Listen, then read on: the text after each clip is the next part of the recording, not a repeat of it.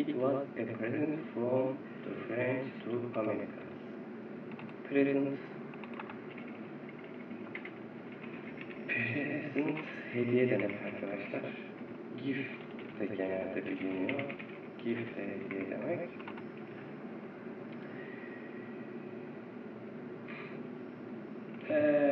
Bunlar bayağı bir karışık, üst seviye. Aslında aynı değil bunlar. Biri işte Allah vergisi, yetenek, talented, gifted da işte biri Allah vergisi, yetenek sonradan gelişmiş vesaire ama onlar üst seviye olduğu için hiç girmiyoruz oralara. Gerek yok. It was a present from, hediye verilmiş. Neymiş? Fransızdan, from to. Bunu unutmayın demiştik arkadaşlar.